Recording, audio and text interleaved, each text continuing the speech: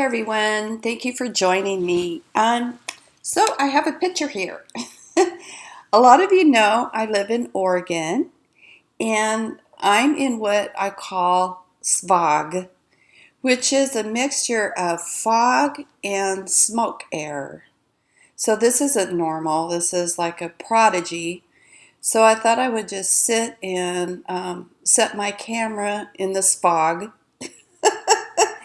I went inside while the camera recorded, and I have a little bird feeder in the back, and really, it's quiet. The animals in my yard, at least, are totally quiet.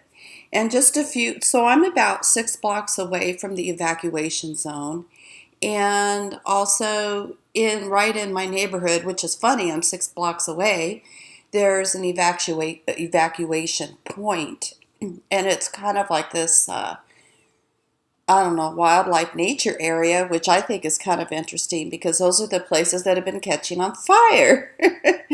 So I want to give you an update. We're fine. I just stay inside and keep the fan on all day.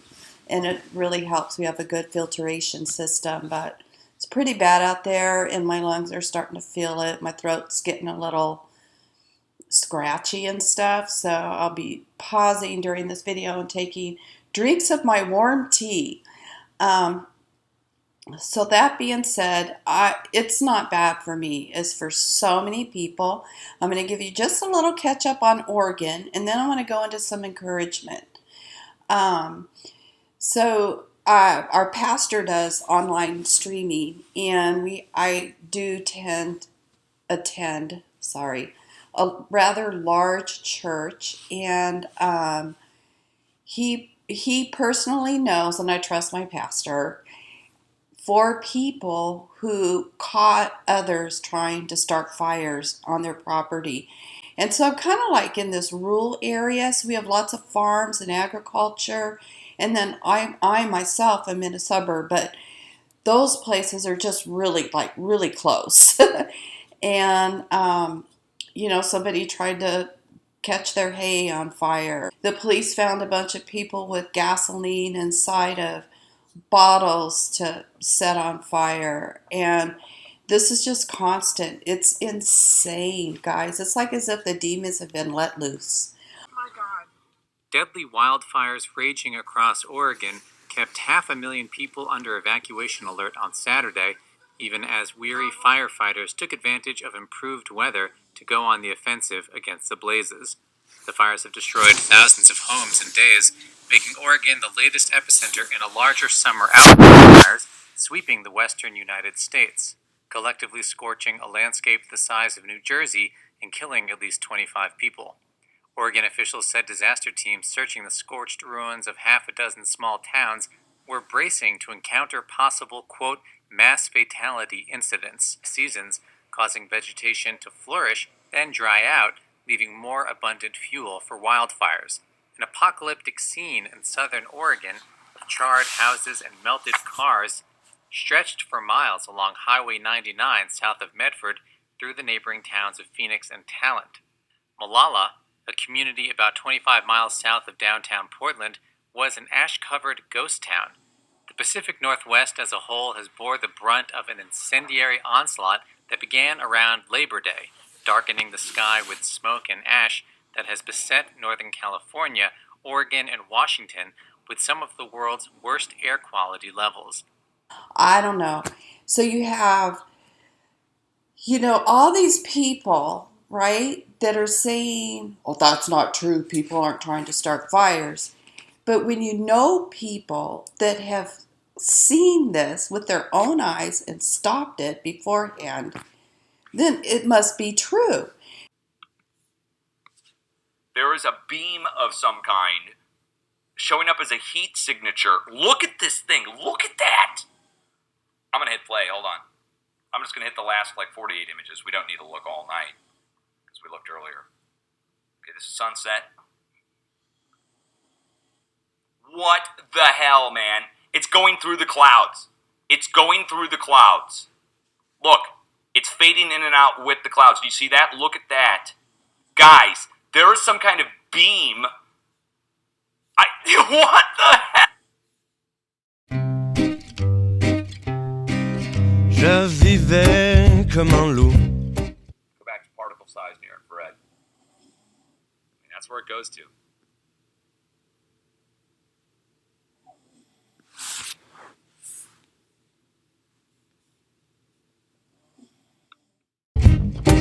Manquant de volupté, errant dans ces souterrains oubliés.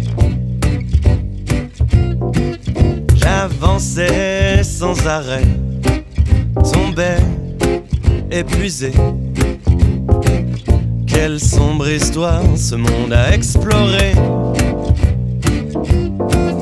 Je bouffais du remblai, marchais quand il fallait. Je dormais là où j'étais, allongé sur la pierre. Je ne savais jamais comment je sortirais des carrières enterrées et de tout leur mystère. On y trouve des relous, des vrais relous partout. Ce genre d'iconoclastes qui peuvent me rendre fou. Now, I'm not saying all the fires on the West Coast, and there are hundreds of them right now. If you just look at the map, it's like all red. It's amazing. It's like a apocalypse. That's what we're calling it out here. So that's happening. We have the riots in downtown Portland. Protesters copped off 100 days of demonstrations with a fiery night in southeast Portland. Police declared a riot as hundreds threw rocks and firebombs at them as they protected East Portland Police Precinct. PPP says some people in the crowd wore body armor. You see some of those fireworks going off. Others carried shields and also launched those commercial-grade fireworks. In response, police and state troopers used tear gas for the first time in weeks, and they arrested more than 50 people. Officers worked overnight and into the morning hours to keep rioters away from the precinct, pushing people through residential neighborhoods until after 2 a.m. Police say multiple officers were hurt during the night. Video also captured the moment one man in that crowd actually caught on fire, apparently from a Molotov cocktail. We're going to show you part of the video now, and a warning, you may find this hard to watch.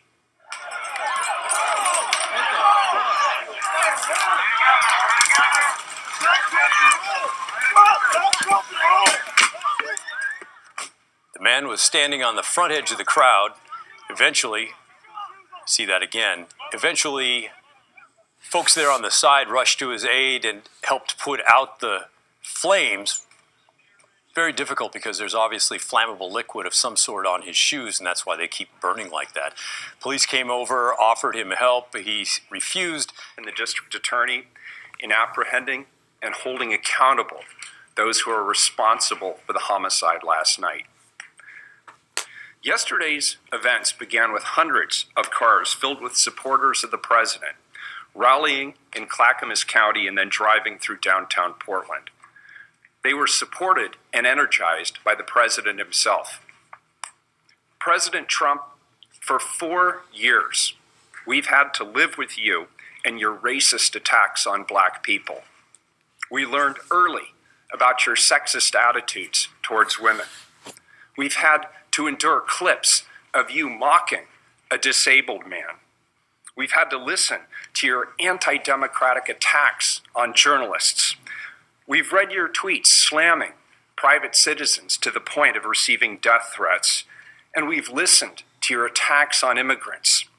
We've listened to you label Mexicans rapists. We've heard you say McCain wasn't a hero because he was a prisoner of war. And now you're attacking Democratic mayors and the very institutions of democracy that have served this nation well since its founding. Do you seriously wonder, Mr. President, why this is the first time in decades that America has seen this level of violence? It's you who have created the hate and the division. It's you who have not found a way to say the names of black people killed by police officers, even as people in law enforcement have. And it's you who claimed that white supremacists are good people. Your campaign of fear is as anti-democratic as anything you've done to create hate and vitriol in our beautiful country. You've tried to divide us more than any other figure in modern history. And now you want me to stop the violence that you helped create. What America needs is for you to be stopped so that we can come back together as one America while recognizing that we must demand that all people, black, brown, white, every color, from every political persuasion, pull together and hold all people accountable in stopping racism and violence. And we together are peaceful again under new leadership that reflects who we really are, we the people of this great nation. President Trump, you bring no peace. You bring no respect to our democracy. You, Mr. President, need to do your job as the leader of this nation. And I, Mr. President, will do my job as the mayor of this city. Agissant en Erini, je sors la poudre et l'allume. Une flamme un instant, alors je les enfume. Je bouffais du remblai, marchais quand il fallait. Je dormais là où j'étais, ami la terre entière. Je ne sais... I think by the time I got there were 400 or 500 people, but a large group had marched up to the Portland Police Association office up on Lombard, and I was called in as part of a mobile field force. I got together a mobile field force squad from Central Precinct and took them up there, and basically our job was just to kind of augment, supplement the and reinforce the other mobile field forces that were there, along with our squad of rapid response team. And during that time, the PPA office was being boarded up, which took quite some time. And while we were standing on line for hours, our officers were subject to some of the most horrific displays of hate that I've ever seen in my life. In particular, I had two female officers on my squad, and the crowd seemed to really key in on them, along with the women that were on RRT. And they were just saying some of the most vile things to them, talking about sexually assaulting them, talking about how they were, sex objects for all the other officers, on the squad. And even going as far as to say that there was one individual who said that he was going to take the baton from one of the female officers and sexually abuse her with it. It was, again, something that is so vile. Nobody should be exposed to that. And in addition to all this, we, along with the board-up crew, were taking large rocks, bottles filled with who knows what, all kinds of objects being thrown from the crowd, and this went on for hours. I kept checking in with the officers on the line and making sure that they were okay to be out there, because it does take kind of a psychological toll, to sit there and listen to this hate, for no other reason other than the fact that we're police officers. So that was one of those nights. I would say that's down in the one of the lowest worst nights of my career. Jamais, comment je sortirais des carrières enterrées et de tout leur mystère. Et pourtant j'étais bien, j'étais même Catarement bien. We had the shooting of the two policemen in Los Angeles while they were sitting in their cars. These poor people, one was a mother with a boy that's 6 years old. I mean, this is crazy, guys. And he just walked up to the cop car and shot at them. And I just want to point out, I looked at the video, and if you look at the height of the person that walked up to the cop car and shot at the police, That person was short, very short, like a child. I just want to point that out. Nobody's talking about that, but if I go stand up to a car, my head's above the car, way above the car, and I'm not tall.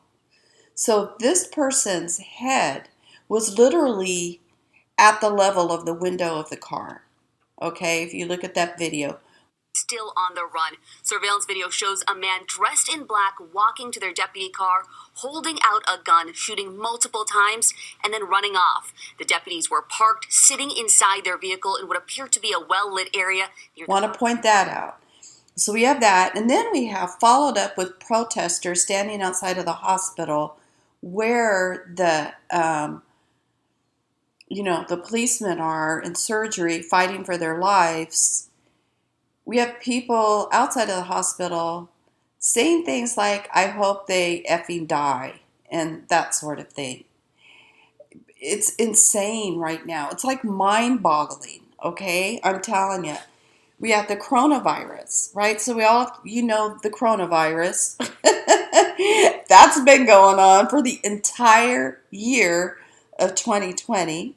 We have the election coming up and all this propaganda, all this conspiracy theories, all these censorships, all this division, like almost like a civil war. There's a lot of people that are being evacuated, have been evacuated, that have lost their homes, have to restart their lives again in the middle of this coronavirus in our economy. Businesses are closing because the air quality is bad. We are having a new, everybody's just buying online. All the businesses are closing. Jobs are just getting lost. The unemployment department here in Oregon is backed up months. People are not getting their checks that are filing, that have lost their jobs due to the coronavirus. They're not getting their checks. They're not getting the stimulus. This is already September. They filed in March. So it's getting pretty bad. And homeless camps have risen all over on the West Coast. The riots are going on. What else can I say? Gosh, we have, rumors of the Messiah in Israel.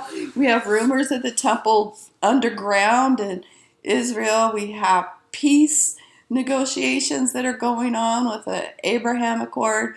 I mean, it's crazy, guys. And so what do? But we need to remain strong and persevere. There's stuff we have to do, right? We bask in the Lord. Let's see, how many things can I count? 1, bask in the Lord in His presence and His word. 2, sing worship songs to the Father. Sing praises unto Him in the midst of the storm in your trials. 3, be strong and persevere while 4, being stretched, because we all are being stretched. But being stretched, it's like molding of the clay. We come out more glorious and more strong. So the strength and the stretching kind of go together. So that's 4 things that I'm saying. Those are 4 steps that we need to do to make it through this. My siblings that are out there. And I encourage you with that. Je vivais comme un loup, manquant de volupté.